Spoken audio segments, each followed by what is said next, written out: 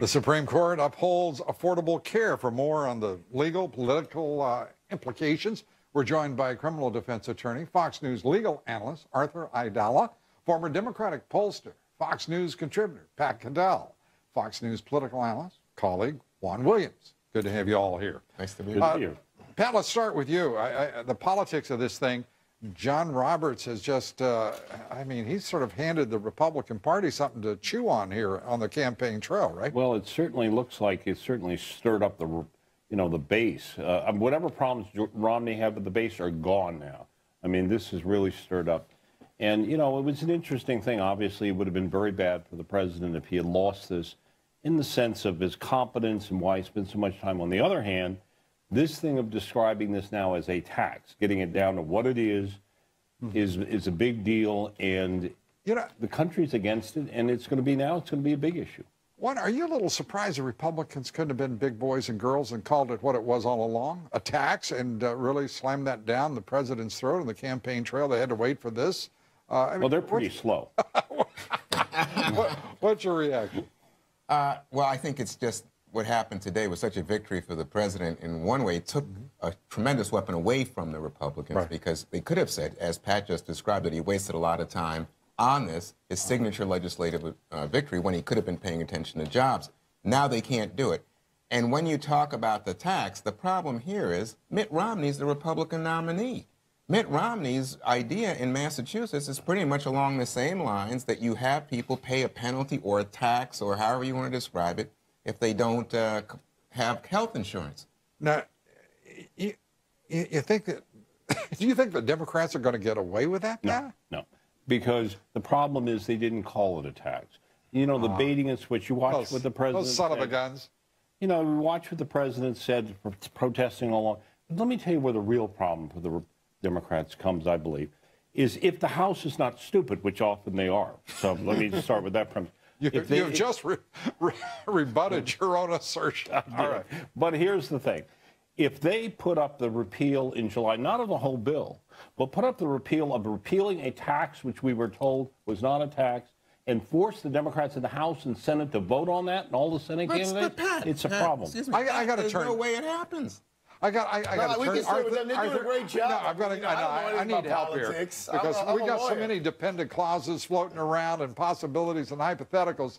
You attorneys always straighten it out so clean. Yeah. I'd like to understand how this penalty got to be a tax, and the Commerce Clause got to be relevant but was dismissed, and all of a sudden the federal government has unlimited taxing power because of what I was told was a conservative federalist in the name of John Roberts. How did that happen? I think what John Roberts did regarding this, which is probably the most important case since 20 years ago when there was a real challenge to Roe v. Wade, this is the most important case. He said, I'm going to write the opinion. I'm going to take over my court. This is the first time he said, this is my court. This has been Scalia's court. It has been. He's written the heaviest decisions. They had the strongest rhetoric. And I think he took his hat off of being a politician, Chief Justice Roberts, and said, let me look at the law. And he dismissed and kind of smacked the hand of Congress and said, you guys messed up when you passed this along Commerce Clause lines. That doesn't fly. But they made this supplemental quiet little argument on the second or third day, I forget when, of the arguments. He said, it does fly under a tax, and I'm not saying it's a good policy, it's a good decision, but it's not unconstitutional. I love this stuff. Justice Roberts saying, we're not holding forth on the wisdom of this legislation. No, in fact, he's rewriting the legislation, was he not? Well, I don't know if he was rewriting it. Kennedy said. Justice Kennedy said this is the Supreme Court taxing the American people. Yes. And I find this incredible. I think Arthur should write a novel about what happened in the back rooms of the Supreme Court, because everybody. If Arthur's going to back rooms, he's got a better story. I know what happened. I know what happened. John Roberts didn't want to go to Georgetown parties and have to carry all of this from the negative attack. But the point is, they've now said this is a tax. The public, was a mandate. The country, let's go back to the polls. The polls are overwhelmingly against this. What it does, though, 70%, and particularly over this notion, and with the IRS involvement, which I always thought the opponents never used enough of, this is a potential problem because what I said before, it puts candidates saying, are you going to vote for this tax or against this tax? Did you vote to tax us? And you may quibble here for words, but politically, the word tax and the word mandate is a big difference. Juan, do you love the symmetry of this? 16,000 new IRS agents have to be hired, and we're going to be 15,000 doctors short in a couple of years. I mean, there's starting to be kind of a balance there and there. You know what? To me, this is not the symmetry. The fact is, you don't have to pay the tax if you have health insurance. Right. Most Americans, by far, have health insurance.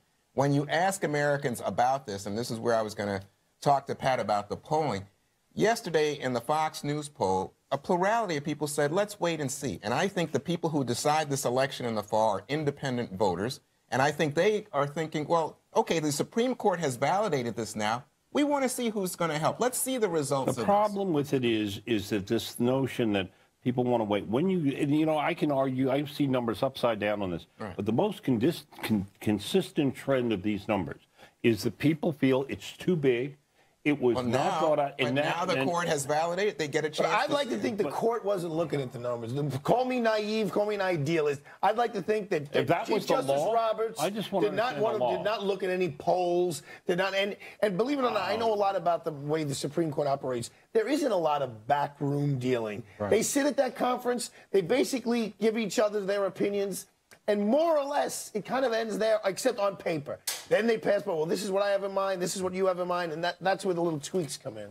Do you think the idea of extending the term from Monday to Thursday, those extra few days was to give the country time so they could digest two decisions that went for the administration? I will have, I do know some people on the court, and I am going to ask that question. All right. Like, what, did you guys didn't do your homework? You waited for the last minute to do your homework? It's like the kid who's How about this? They wanted to get out of town before the repercussions fell. We're way over, but, who better to spend overtime with?